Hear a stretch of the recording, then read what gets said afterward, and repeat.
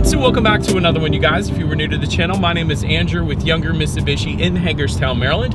For more information on our inventory, please feel free to check out the link in the description box below. And so today we're in the brand new 2023 Mitsubishi Outlander Sport because there is one big change for the 2023 model year. Not only that, you get America's best warranty, being 5 years, 60,000 mile bumper to bumper, 10 years, 100,000 miles on the powertrain. But Younger Mitsubishi here, we actually double that, bumping that up to 20 years, 200,000 miles on the powertrain. So you don't have to worry about the engine or transmission failing, things like that, because it's covered for you nationwide, anywhere in the US. So ultimately in this video, we will be testing out and going over everything about this one. So having said that, what do you guys say? Let's just go ahead and jump right into it. And as always, let's start with pricing. And so as you can imagine, there are several trim levels for the 2023 Outlander Sport. First one being the 2.0S for $22,995, which is a modest $1,500 price bump from the 2022 model year. And I'll explain why in a second here. But 2.0 ES for $24,995, 2.0 LE, which is the one we are in today,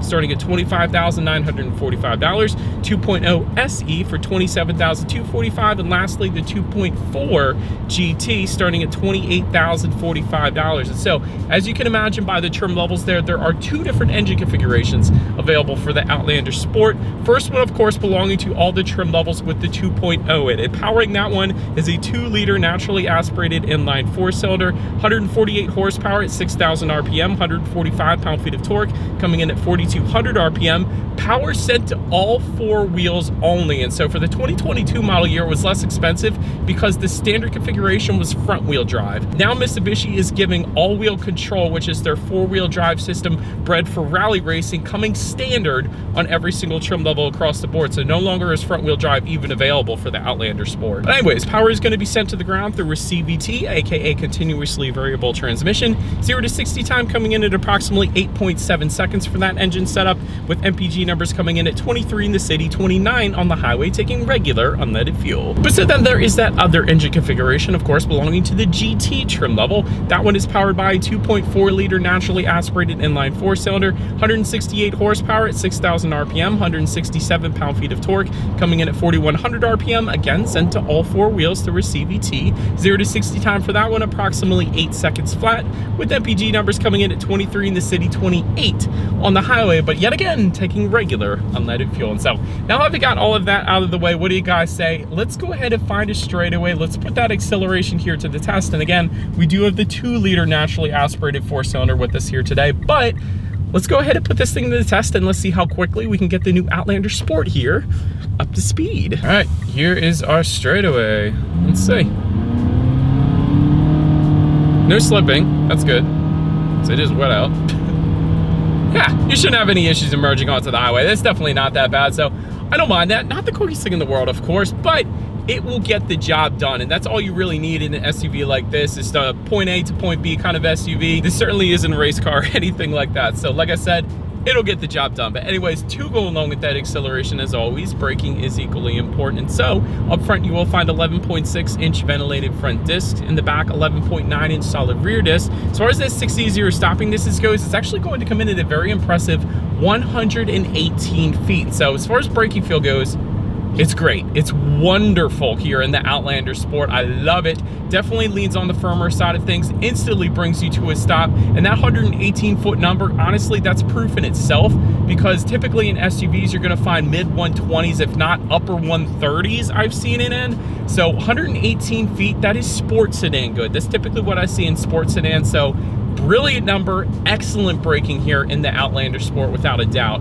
Then touching on suspension and handling, up front you're going to get a McPherson strut front suspension, in the back independent multi-link rear suspension, front and rear stabilizer bars. As far as ride quality goes, it's actually not that bad. I am cruising right now. It's a very smooth road in Hagerstown, but still, nonetheless, I don't mind the ride quality. It feels perfectly fine, so no issues there. As far as steering feel goes, it's one of the first things I noticed when I first got in this one. Now, there's no fancy driving modes to make the steering feel heavier or looser closer or anything like that. But having said that, this is one of the first things I noticed, because it does definitely tend to lean on the heavier side of things. So it's weighted as a heavier steering feel, which I personally prefer. It instantly points you in the direction that you want to go. So I personally love the steering feel here on the Outlander Sport, because a lot of times in SUVs, you get this loosey-goosey steering feel that I'm not a fan of, and I say that all the time, but the Outlander Sport, it feels good. I like it. But anyways, cabin noise, touching on cabin noise, we're going 55 miles per hour right now. I'll let you guys be the judge of that. Wind noise is almost non-existent. It's quite brilliant. There's maybe a little bit of road noise, but for the most part, cabin noise is pretty darn good as well. So far batting 1,000 here. Touching on visibility, I can see perfectly fine out the back. In smaller SUVs, you're not gonna have any issues there. And due to the shape of this SUV, you really shouldn't have any issues there. But one of the cool things about forward visibility is that rain sensing windshield wipers actually do come standard on every single trim level of the Outlander Sport. So I am a huge fan of that. I'm actually looking at it right now. It says auto on it. So it's kind of like automatic headlights. So whenever the Outlander Sport detects any kind of mist or rainfall, it's gonna automatically turn on those windshield wipers for you. So it's just one less thing you got to worry about, so you can better focus your attention on actually enjoying the drive here in the Outlander Sport. But that pretty much rounds out the performance segment of this review, you guys. Let's now go ahead and take a look at the exterior of our brand new 2023 Mitsubishi Outlander Sport. All right, so here she is, you guys, the new 2023 Mitsubishi Outlander Sport, finished in Labrador Black Pearl, in case you were curious of our exterior color name. But let me go ahead and start with where this one is made. The VIN number does begin with the letter J, indicating that this is made in Japan, built and assembled in Japan. It's almost completely in Japan, so 100% JDM. But anyways, let's go ahead and start up front of the Outlander Sport here. Full LED headlights do come standard for every single trim level across the board. I personally love that.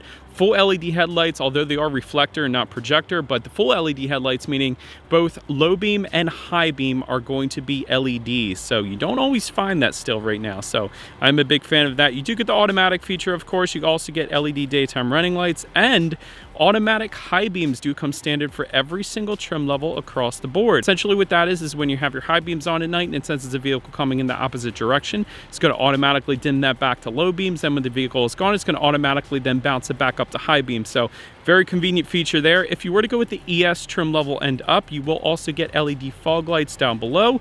Big fan of that. And of course, you got some chrome trim accenting kind of surrounding those fog lights and the headlights all together up front there as well. So pretty much looks like last year for the most part. I do like the black accents that we have on our LE trim level. You guys are going to notice that there's a bunch of black accents. Essentially, it's kind of like the sport trim level of the Outlander Sport, the LE that we have today. So did want to mention that up front, but that pretty much rounds out the front end of this one. Let's now go ahead and make our way to the side. All right, so let's go ahead and start up top on the Outlander Sport here. Black roof rails are going to come on the GT trim level only if you wanted those. Black window surrounds are going to come standard. Rear privacy glass also coming standard as well. You're going to find some chrome accents on those front fenders, and I like how the turn signal indicators are integrated into that front fender accent as well. A very JDM thing.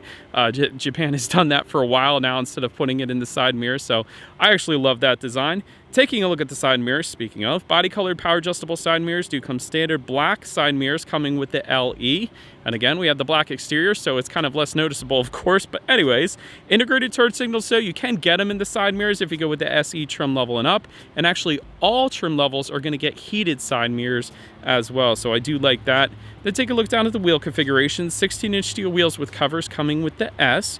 18-inch two-tone alloys coming with the ES, SE, and GT trim levels. And then lastly, 18-inch black painted alloys coming with our LE trim level that we have with us here today, again with the black accents. But that pretty much rounds out the side profile. Let's now go ahead and make our way to the back. All right, so but now since we are around to the back of the Outlander Sport, all the way to the top, you will find that body-colored shark fin antenna, of course.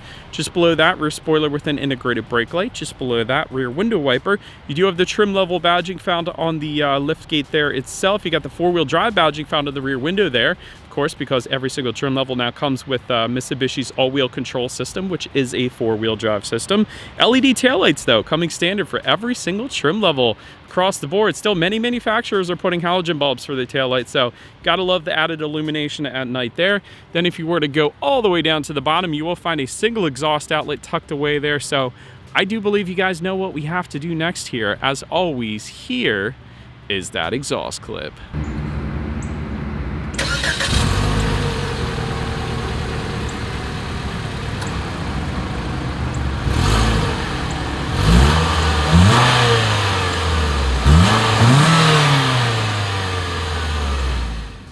All right, so but now since we are around to the back of the Outlander Sport, when it comes to opening that rear tailgate, it is a manual tailgate for all trim levels across the board. So simply just lift up on that rear tailgate and it is gonna obviously open up for you. But once opened up, cargo capacity comes in at 21.7 cubic feet. If that was not enough space, of course, the rear seats do fold down, bumping that up to 49.5 cubic feet. There is some cargo lighting back there. It is in the form of a halogen bulb as opposed to the LEDs. Cargo cover is back there as well. There are tie-down anchors. There is a grocery bag hook found on the driver's side in the back there. Cargo nets are going to be available, and there is some indented storage kind of in the back two corners in the cargo area as well, so I like that. And then if you were to lift up underneath of that cargo floor, you are going to find a spare tire as opposed to the fix-a-flat, which I personally prefer.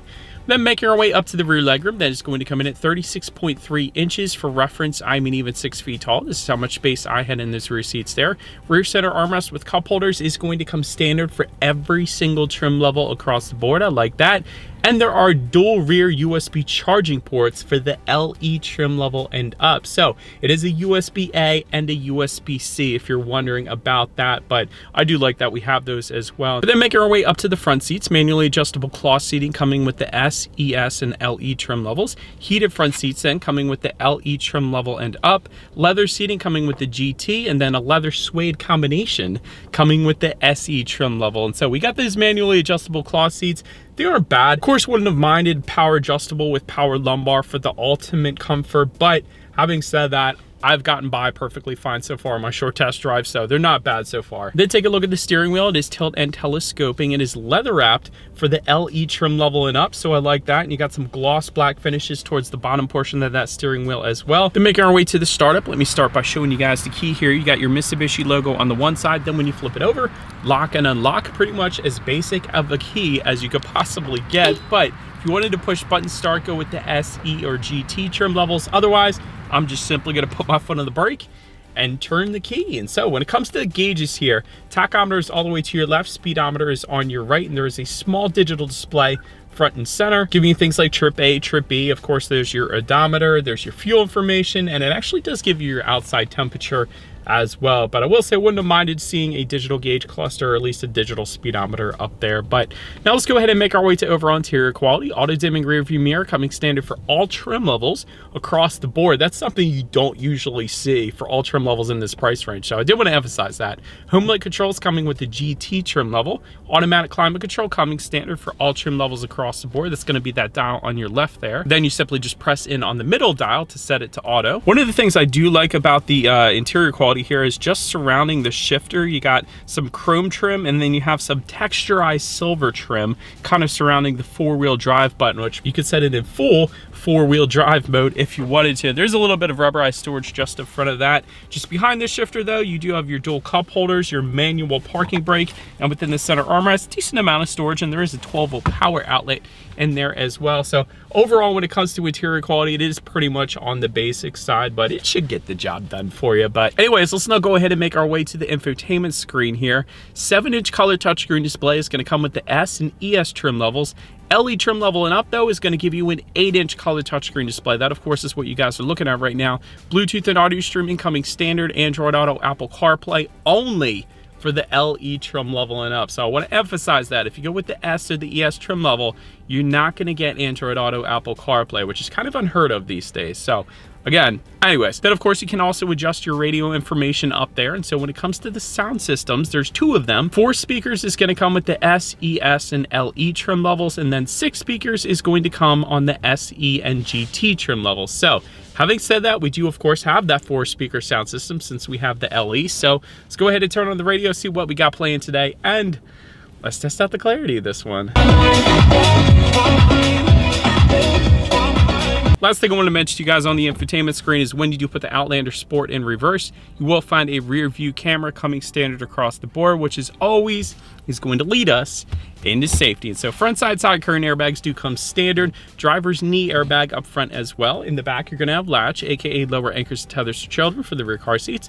Rear child door locks, tire pressure monitoring system. Then also coming standard, forward collision mitigation system with pedestrian detection, lane departure warning, and then the SE and GT trim levels are going to add to that blind spot monitoring system with rear cross traffic alert and lane change assist then as well. And so overall, when it comes to my final thoughts of the Outlander Sport here, great starting price point. I got to give them credit for that. And everything comes standard with a rally-inspired four-wheel drive system, all-wheel control. So that is pretty darn cool as well. You do get America's best warranty. And if you get it at Younger, again, a 20 or 200,000 mile powertrain warranty. So that's pretty cool. I love that LED exterior lighting is standard. So that includes the headlights and the taillights, of course, as well. So big fan of that. And so, but that is about it for this one, you guys. Thank you so much for watching. Feel free to follow Younger Mitsubishi on social media at the bottom of the screen. Be sure to hit the subscribe and the bell notification button if you're into new car reviews and everything else that goes on at the dealership.